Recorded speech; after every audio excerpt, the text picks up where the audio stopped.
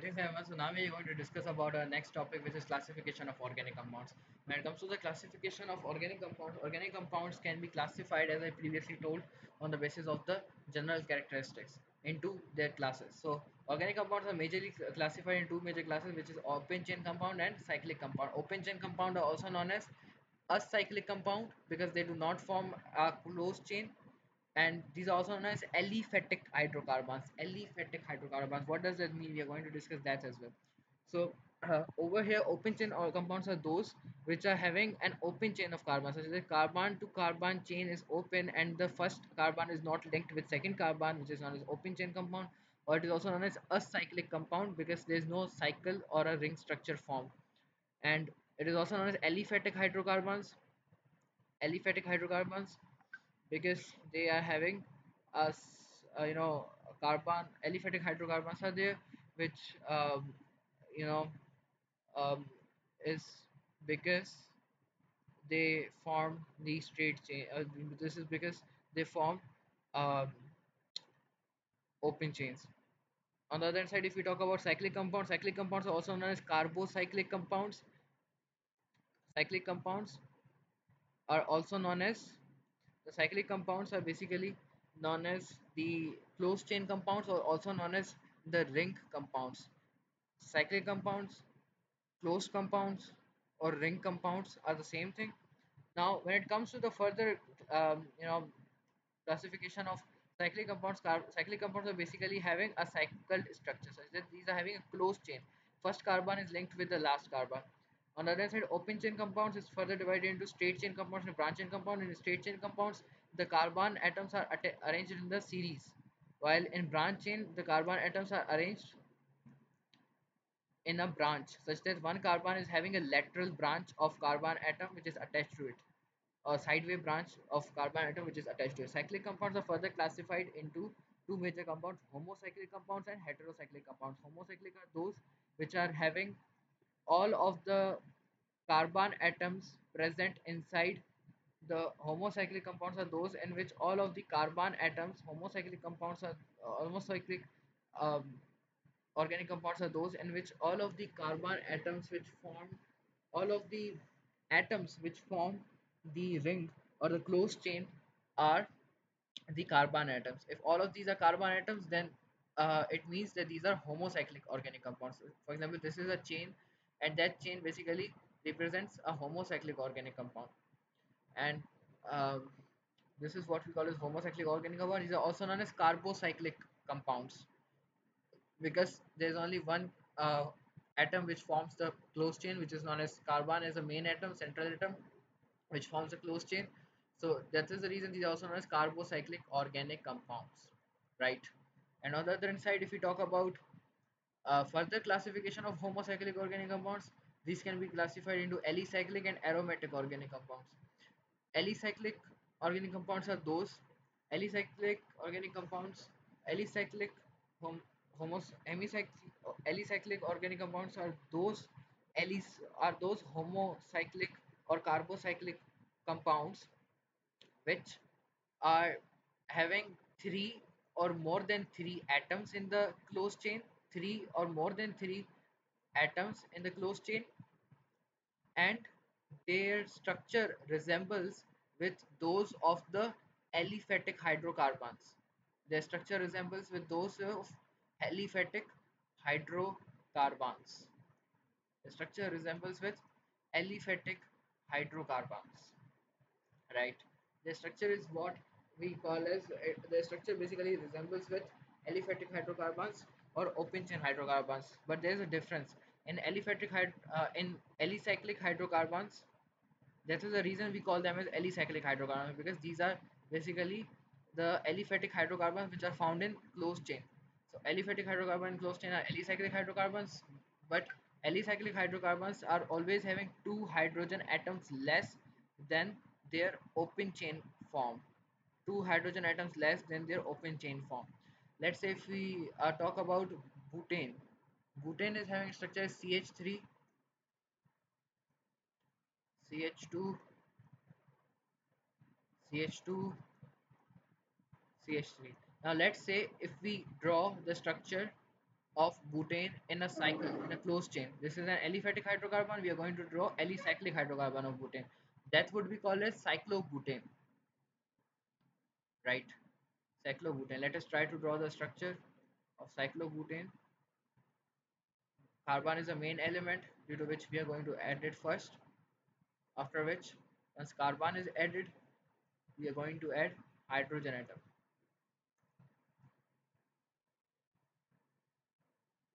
So this is how the structure of cyclobutane is drawn. Rest of the atoms, rest of the chemical bonds valencies are fulfilled by hydrogen atoms.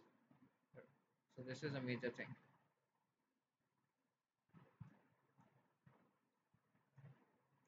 So as you may see within the structure, within this structure, the within the previous structure, we had around we had 10 hydrogen atoms, but in this structure we are only having 8 hydrogen atoms. 1, 2, 3, 4, 5, 6, 7, 8. Due to which 2 hydrogen atoms are less, which is because it is having an a closed chain, due to which these are alicyclic hydrocarbons, right? On the other hand side, this is the alicyclic hydrocarbons, and these alicyclic hydrocarbons are in one cycle.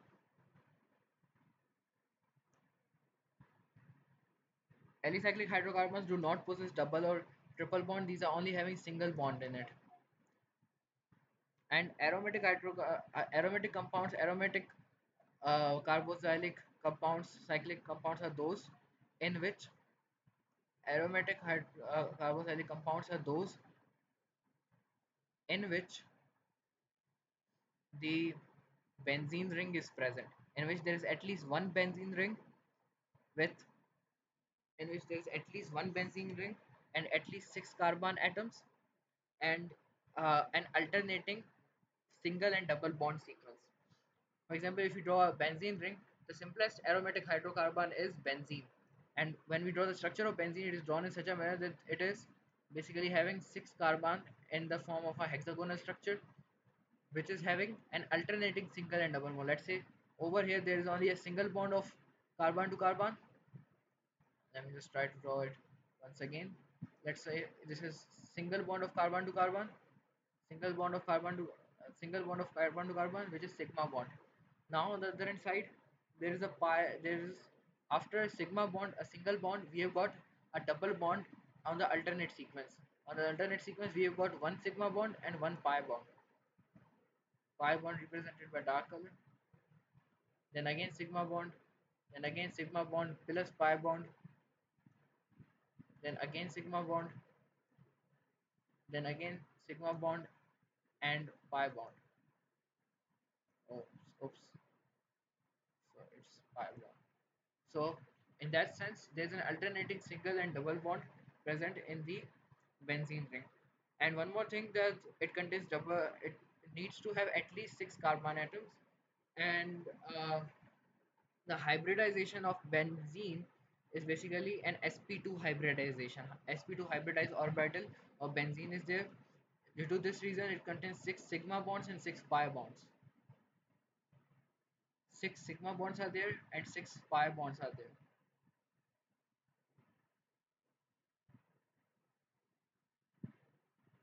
I'm going to discuss that in the further structure.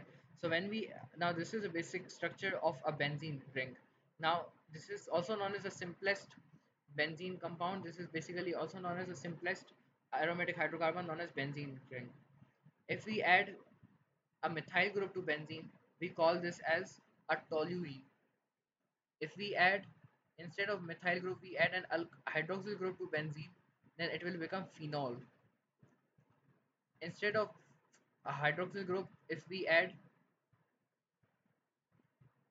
let's say, if we had aldehyde group, then it will become benzaldehyde. Aldehyde group, it will become benzaldehyde. And if we add, after benzaldehyde, we've got, let's say, if we add nitro group, nitro compound group, then it will cause to form nitrobenzene. Likewise, if we join two benzene rings together. If we join two benzene rings together, if we join two benzene rings together, if we join two benzene rings together, then whenever there are two benzene rings joined together, then at that moment these two benzene rings would be known as naphthalene. And if there are three benzene rings which are attached to each other, let's say, let us draw another benzene ring as well. So over here, this is another benzene ring. So if there are three benzene rings, then it is known as anthracene. On the other side, if this is the basic about aromatic compounds, and when it comes to heterocyclic compounds are those in which there is a closed chain of carbon atoms, but one or more than one of the atoms which form that closed chain are other than carbon atoms, which means if there is a closed chain of five carbons, then if there is a closed chain in which there are five different atoms which are going to be occupied in that closed chain, but there's vacancy of five different atoms which can create a pentagonal closed chain. But instead of using five carbons, we are going to use four carbons, and the fifth one can be another sort of atom such as nitrogen. At that moment, this structure would be basically known as an heterocyclic structure. These would be known as heterocyclic compounds, or we also simply call them as heterocycles. Heterocycles. And the other organic compound, and the other atom which is placed instead of carbon would be now named as heteroatom. This is heteroatom, and this is heterocycle, right? And when it comes to some common heterocyclic compounds, we have got the one which I have drawn here. This is known as the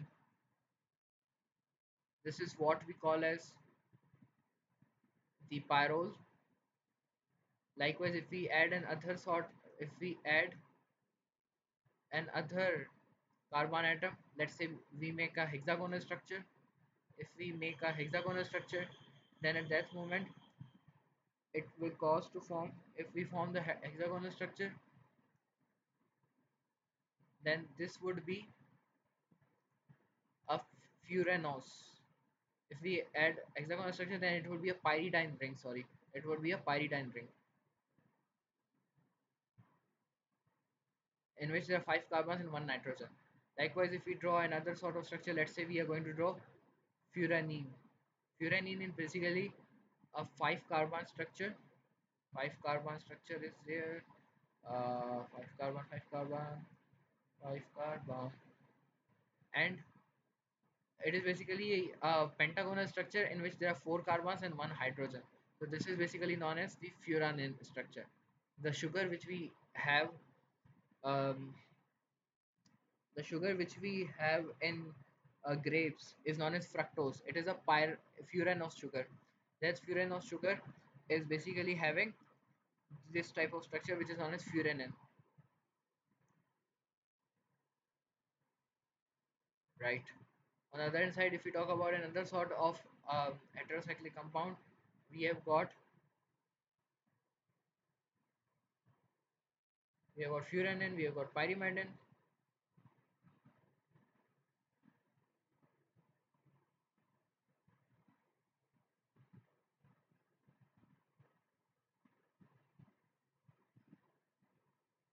and if we add sulfur, then it's going to make another sort of heterocyclic compound. So in this sense, this is how we classify organic compounds. That's all about today's video.